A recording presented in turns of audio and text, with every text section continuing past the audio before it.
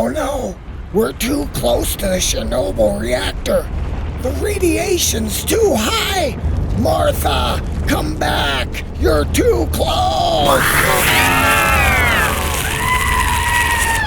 What the heck? Howdy folks, and welcome to Bean Farm Gaming. And this is our review of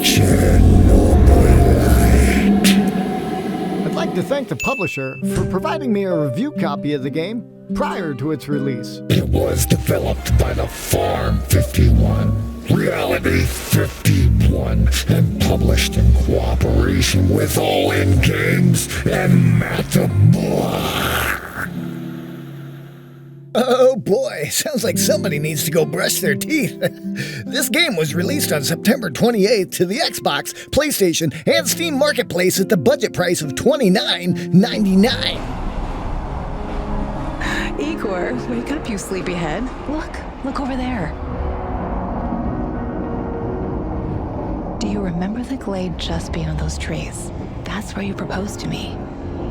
You were dropped into the game 30 years after the Chernobyl nuclear reactor disaster transformed the area into a radioactive wasteland known as the exclusion zone. Given the role of an ex-Chernobyl physicist, you return to the radioactive reactor with a group seeking the CHERNOBYLITE, which is a powerful technogenetic compound. By returning to your old stomping grounds, your thoughts are more clouded by your own personal agenda to find your fiancée who disappeared during the disaster. The game takes place as a science fiction survival horror RPG set in a hyper-realistic 3D scanned wasteland of the Chernobyl's exclusion zone.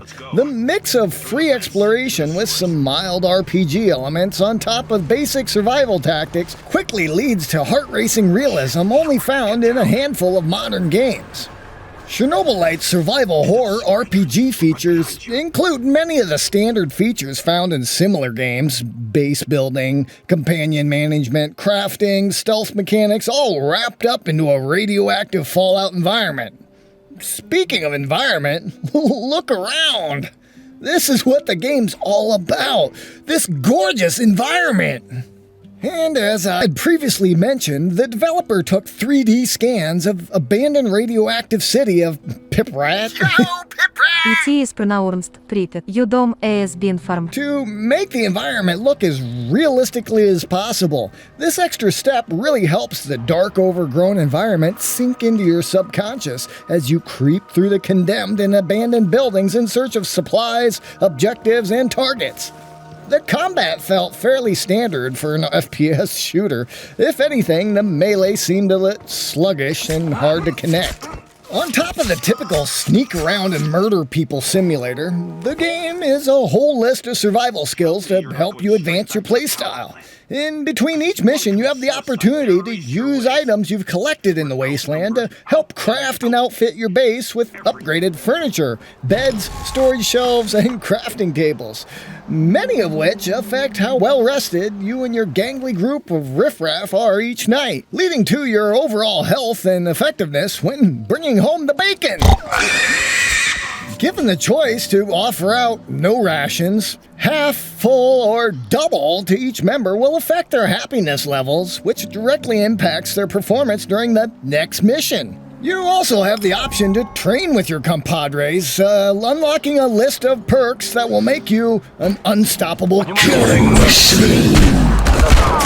Every day, you choose from a list of objectives like investigating the Chernobylite conspiracy, discovering what happened to Tatiana,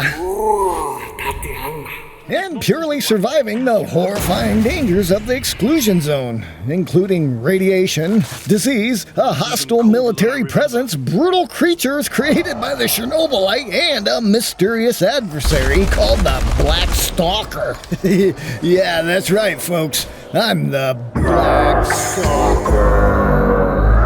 The game has an appealing sense of replay value, as no playthrough is exactly the same. The decisions and choices you make twist the storyline to affect subtle changes in the game. Choose wisely whether to trust your comrades or not, use resources for survival or research, and to face conflicts or avoid them.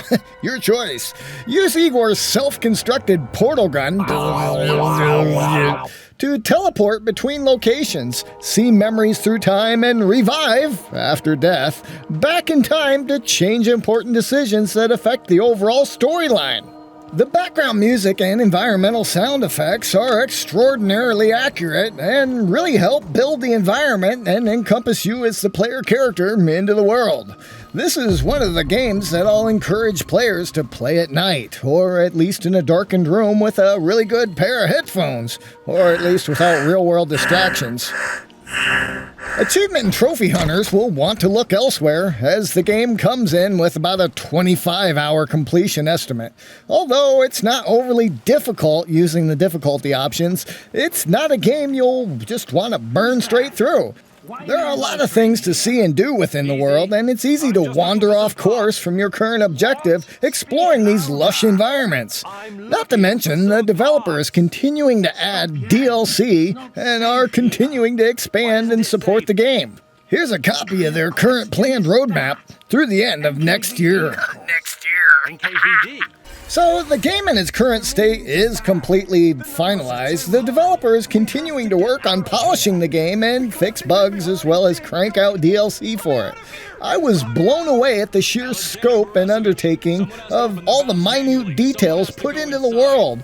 Although I still encountered a few glitches and system crashed all the way to the dashboard. CHERNOBYLITE's still a thrill ride that I won't soon forget, and I invite you to do the same. Somehow it was able to leave the farm with 4.5 beans out of 5. Yeah, well, that wraps up that review right there. Here's some notes I took. Where I put the keys to the truck. So, you know we make these new review videos every week, so if you're an indie developer or there's something you want to see Stardew Valley! besides Stardew Valley or Call of Duty, let us know your thoughts and recommendations in the comments down below. Be sure to visit again next week As we continue to take humorous stabs at some of the industry's new and upcoming titles. Soldiers HD! Stay safe out there. We'll see you next time on The Farm.